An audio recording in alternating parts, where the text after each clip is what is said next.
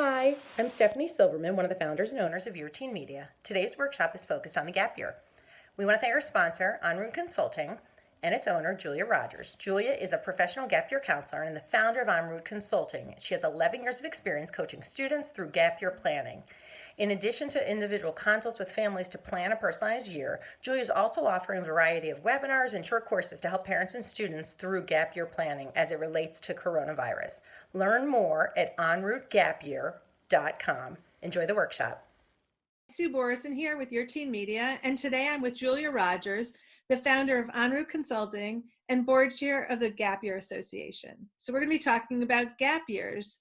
And my first question to you is that when you read in the media about gap years, there's like a sense of it being a break. So do you see it that way?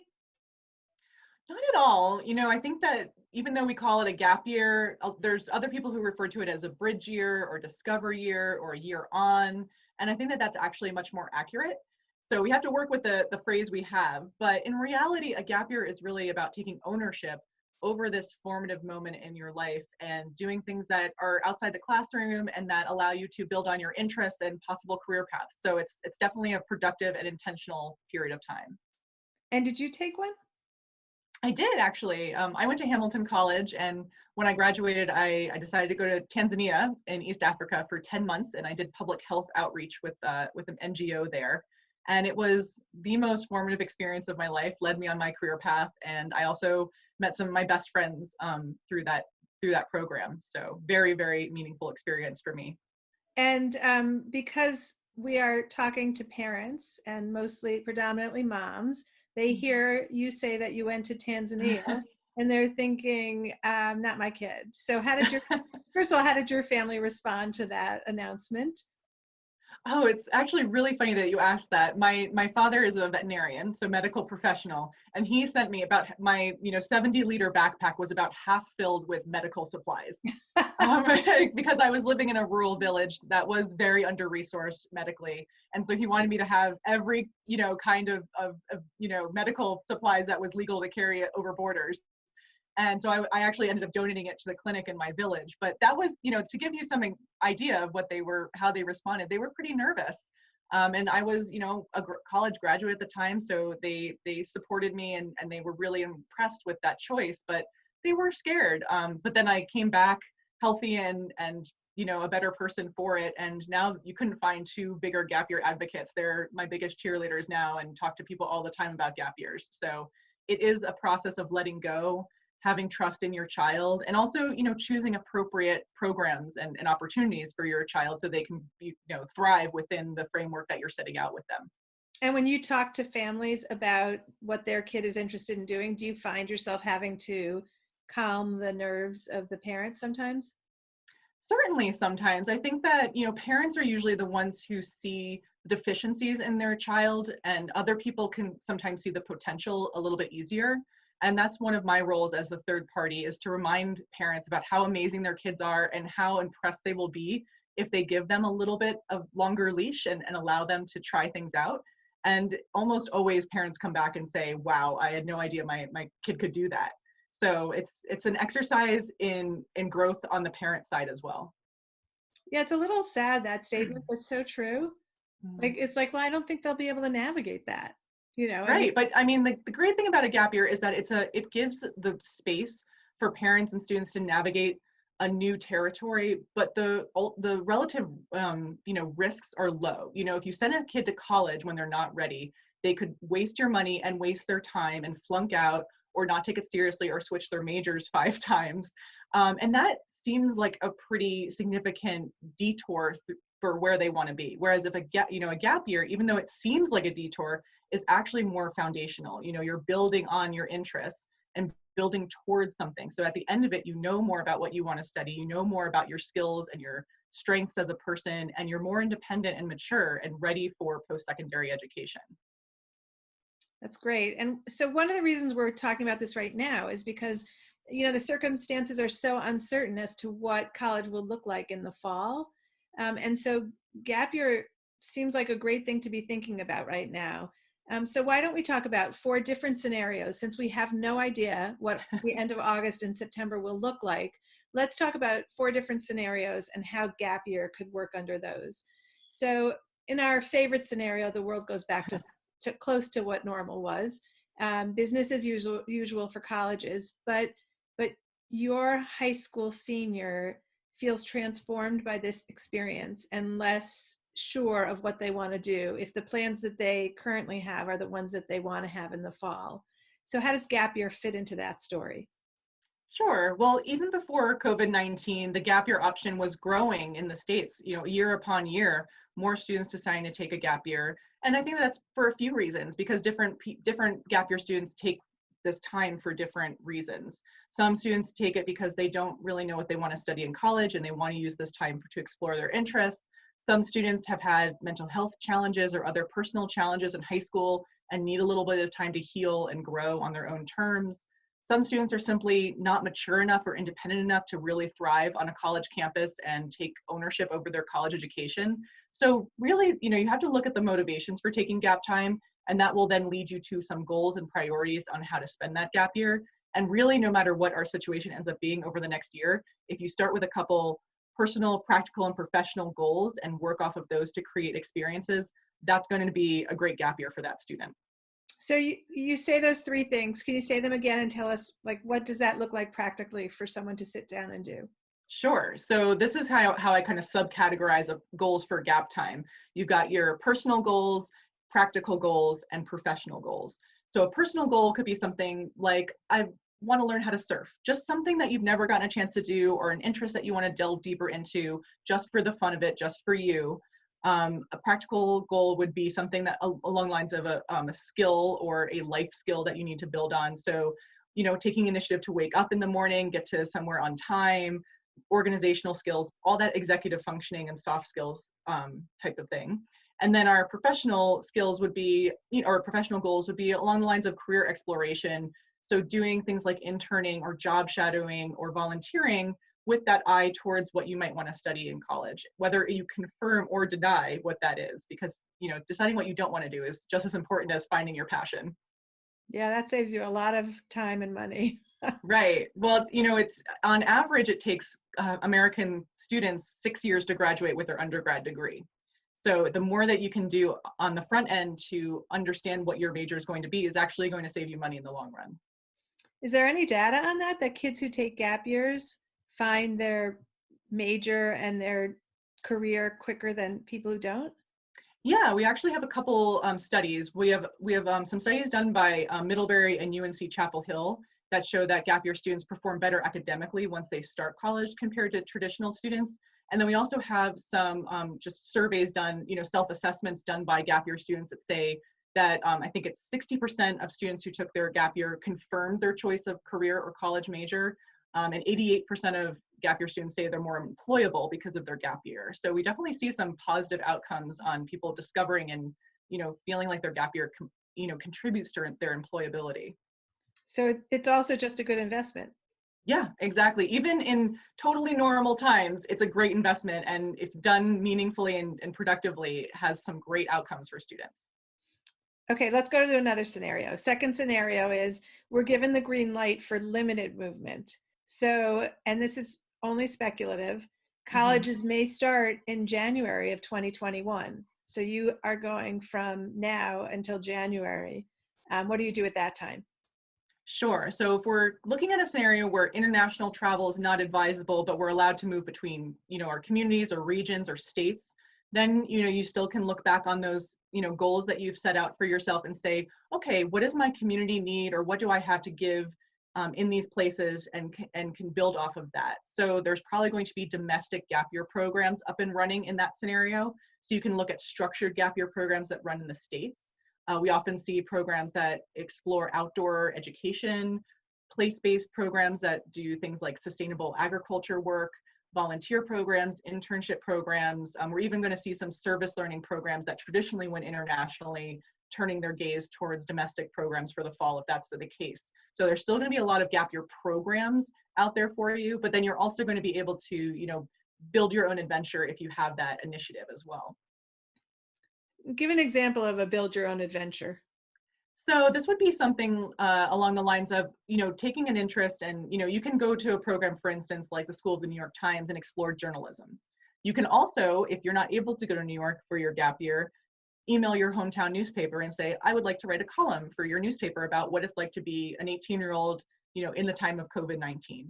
So, or you can keep a blog, or you can build up your YouTube channel, or there's many, many ways to kind of take your interest and build on it through your gap time, and use your experiences as fodder for your writing or for your video work, and that creates a portfolio for yourself. There's a real spectrum of gap year program opportunities, some that range to, very, very structured and supported, where you have staff and mentors and people who are teaching you experientially. So it's still not quite classroom learning, but you're doing activities that are structured and scheduled for you. And then there's programs that offer some sort of level of independence, or self-starting. And then there's all the way over to, like, you're doing it yourself and you're creating the meaning in your own way. And there's, opportunities in every shade of that rainbow. So it's really up to the student to decide what level of support they want and need on their gap year, and what's going to get them to where they want to be at the end of their year or semester, as it might be. Right, right. Yeah, so it's just the opportunity is as creative as your mind can think. Exactly. A gap year is about thinking outside the box. So I think, it's hard right now for people to think creatively and innovatively, because we're in this moment of fear. And it's, I think that people just kind of want to get back to normal and to stay the course and do the thing that they wanted to do. But we're living in unprecedented times, and we need to be thinking about how we can capitalize on this moment, and how might we be able to get an even better result than had it been the normal, everyday year of 2020. So I think that thinking like that is what's going to make it better for our kids everywhere. So that's great, because here's a scenario that no one wants to hear. Yeah. How about if we're still on lockdown, or we're on a second lockdown? We've come back home and we're where we never wanted to be. Right.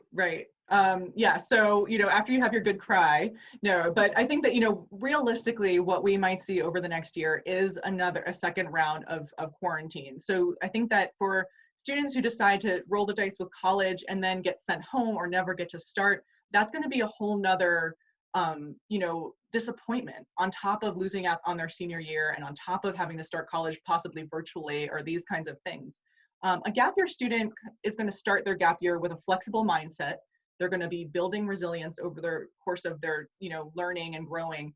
And if they get called back home or have to cancel plans because of COVID, then there's going to be opportunities waiting for them that are virtual. So there's going to be skills building programs that are online, virtual internships. There's even virtual volunteering that international organizations are starting to put online now.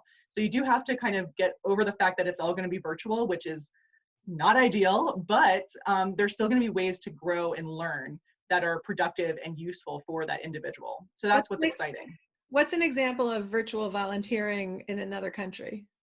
So for instance, like a grassroots nonprofit in, let's say, Rwanda might say, we want English speaking volunteers to help us create worksheets for our young people over here, or some sort of content creation, either for marketing purposes or for teaching purposes, language buddies, things like that. So you might be able to actually interact with people across borders that way, or you might just be building capacity for organizations that need it. Okay, last one, and not a good one. We know that families have been so deeply impacted by the finances, and they have financial insecurity right now. And so they were on one path where their kid was going to go to a particular college, and they can no longer afford that. A gap year might offer them an opportunity to rethink how that child proceeds with college or community college or whatever it is. But in the meantime, what opportunities don't impact their finances? Sure. So I think that one of the best opportunities for a student in that category would be to investigate national service opportunities through AmeriCorps.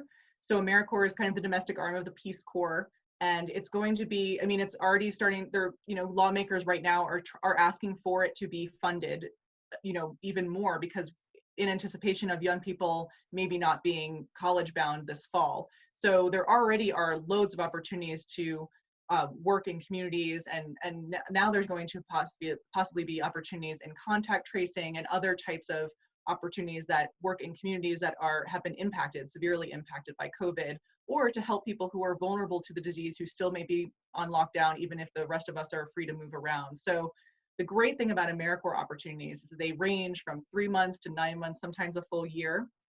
You apply to them, you get a stipend while you're doing them, and then you get an education award at the end of your service that you can then put towards college. So it ends up being a cost neutral, but actually financial positive at the end of the day. That's great. That's really Yeah. great. Are there any students who should not be considering gap year? Are there extenuating circumstances for any students where you would suggest that they don't consider that? Sure. I think that, every decision that a family makes has got to be right for them. So I think that it's great that we're having this conversation and expanding everyone's mind to the fact that this is going to be a great pathway for some students. But if you are in a situation where you've gotten accepted to a school that you're excited to go to, and most importantly, you've gotten a financial package that is extremely attractive, and your, financial picture is going to still make sense with that package into the future, it's probably a good idea to stay the course with that school, because we know that things are going to be changing a lot with higher ed over the next couple of years because of COVID. So that might be a situation in which you go straight to school and take on whatever the college offers as far as their learning opportunities. Or, if you're the kind of student who's just very excited to start their college experience, or eager to finish if you're already halfway in or a little bit in, and you're okay with online learning, you're okay with taking some more time off campus, and you feel like the quality that your institution is providing you is up to par with what you're paying, I think that that's okay too. So it really depends on what the student wants. Okay, so what's your least known, most interesting gap program? So I think that a lot of people might not know that there's boat-based gap year programs. There's actually shipboard programs where you can learn, marine biology and crewmanship and things like that, while on board these, large ships that are, they're not like cruise ships, but they're sailboats, and you get to live and work on the boats. So that's pretty cool. There's also programs where you can learn how to, rock climb and mountaineer in the Rocky Mountains. There's small programs along the border that are providing service and to new Americans or to asylum seekers. And those are, programs where if you want to focus on your Spanish language, but you are not going international this year, that you might be going to a border town or to the Southwest and utilizing your Spanish skills in a different capacity. So there are a lot of creative ways to have these unique experiences within our own borders. So now you've told us about these little known opportunities. And as a parent, I want to encourage my kid to seek out more of those and figure out which one, like who knew that they had that? Where do we look? Where do we start? Right. Well, most families start on Google, and that can get overwhelming pretty quickly. So I definitely invite anybody who's watching right now to contact me. That's, a reason why I exist, is to help parents and help students find the right opportunities for their particular student without spending untold amounts of time on the internet reading through opportunities that may or may not offer a good experience. So that's really where my expertise as a counselor comes in. So I would invite people to get in touch with me, and my website is enroutegapyear.com. And another great place to start your research is the Gap Year Association, which is gapyearassociation.org. And that's a nonprofit that offers information and data and accredited program reviews to the public who are looking for good options as well. Great. Last question. What is your best advice for parents if their kids come up to them and say they want to have this conversation? I would say thank your lucky stars that your kid is thinking outside the box this year, because if a student is coming to their parent and presenting this idea, that means they're already starting to think about things that excite them and ways that they can be productive during this uncertain time. And that shows to me a level of resilience and creativity that's really important right now. So I would say that take a deep breath, and then come to the kitchen table together, sit down, talk through their ideas, keep an open mind. That's one of the biggest pieces of advice. And let the process be driven by your child. You guys have to set some ground rules. Maybe, there's a budget that you want to be respectful of, or there's certain places that you feel comfortable with or not feel comfortable with. But once you all set those ground rules as a family, let the student drive the process and the planning, because that's where they're going to get the most out of it. Thank you, Julia Rogers, founder of EnRoute Counseling. We really appreciate all your advice. Thank you so much.